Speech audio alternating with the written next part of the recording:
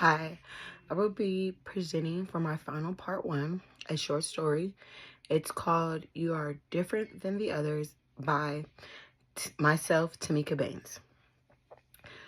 Grandma, please hurry. All the kids are outside waiting for me. As my grandma finished making my hair as neat as she could to fit in with all the other little girls' hair that was different from mine in the neighborhood, I would go to the bathroom to double check my outfit and my hair and be ready to go play with the other kids in the neighborhood. My neighborhood was mostly white, a few mixed families that would be also considered white, and a few Hispanic families that looked white. My grandma was very overprotective of me. So although she let me play with different neighborhood kids, she didn't like me to go into anyone's house. She would make me check in often, and I knew I better not let those streetlights beat me home. I remember my friends inviting me into their house. I would always be hesitant because I knew my grandma's rules. So I asked my grandma if I could go inside one of my friend's house one day, my friend Jennifer, because her parents had invited me to play. Surprisingly, she said yes one day. That one day would turn into many days after school. Jennifer's parents would always say to me, "Wow, you're so memorable, or you're so well spoken. You're so different than the rest of them." Since I was only 10, I didn't get it, so I would just smile and hurry past them so I could go play with my best friend. I had another friend, Vanessa. Vanessa was mixed races, and her family was a little different than Jennifer's. Vanessa's dad was so nice to her mom, always bringing her flowers. He would seem so happy when he came home from work. Although he looked tired and his clothes appeared to be dirty, he would rush to give his daughter and wife hugs. They would always invite me to stay for dinner, even though it smelled so good and I wanted to stay. I knew my grandma was cooking, so I would decline. One day, I decided to stay, and we all sat around the table and talked and ate. Vanessa's parents told me stories, they told me about their childhood, and they told me about their life. Vanessa's parents also told me how well I spoke, and they felt I acted with so much grace. They would say, "You're nothing like the other ones."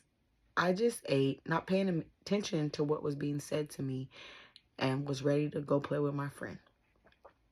In junior high, I would be exposed to more black kids that looked like me, but they also would treat me a little different. The teachers would act as if they loved to see me in their classrooms because I was eager to learn. This didn't help me out with the black kids. They would tell me things like, "Stop acting white," or "You think you're better than us." But that wasn't true. I didn't at all. I just wanted to be myself, and I was only doing what felt normal to me.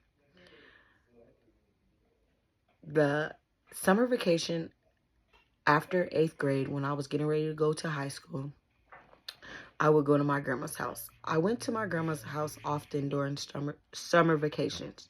My grandmother lived in Los Angeles. Her neighborhood was strictly black. They were so nice to me. They would compliment me and tell me I was pretty and very well spoken. They would instantly tell me, "You're not from here." My Los Angeles grandma was very involved in her church, so we would be there a lot. I liked it there. It was soulful, and I could feel the joy it brought to my spirit.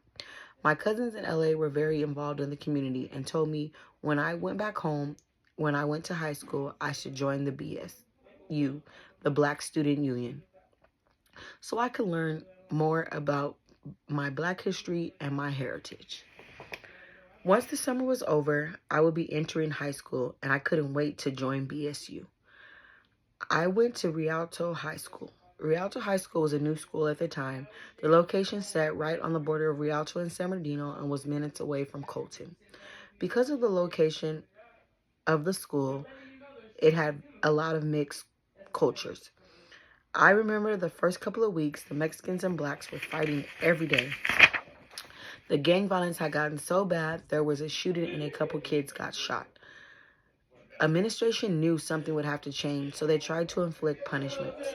They canceled all the extracurricular activities, but allowed us to continue to have BSU. BSU knew we stood for a bigger cause, so we decided to try to unify students and create peace at our school.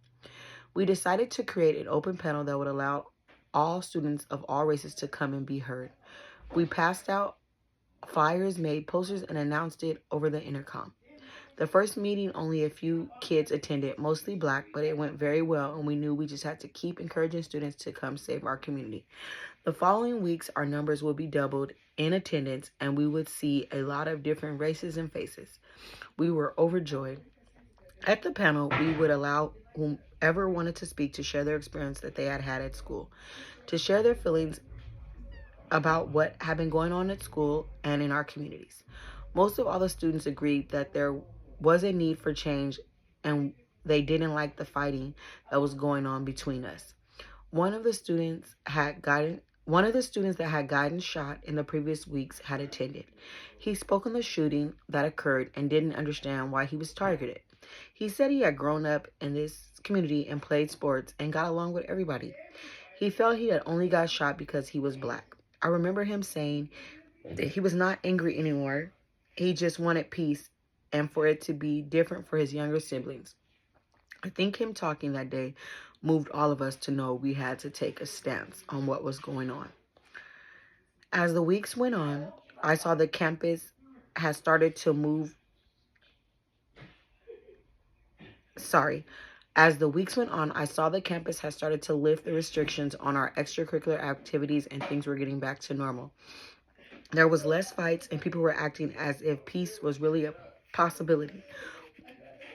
On another day, at one of our BSU panels, a Hispanic girl had gotten up there and spoke. She told us that she stopped looking at the different races as different. We really had so much more in common than we knew.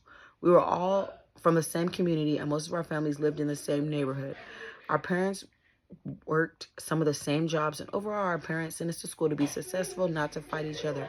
I agreed with her so much growing up in a neighborhood that was primarily white, but then going to visit my cousins and grandmas during the summer in LA, I noticed that although there were differences in the end, most people wanted the best for their family everywhere I went. At that time, I didn't know that BSU would help me with shaping the way I thought for the future. But now I see I am always reminded of the little things that I was taught in the beginning. The end.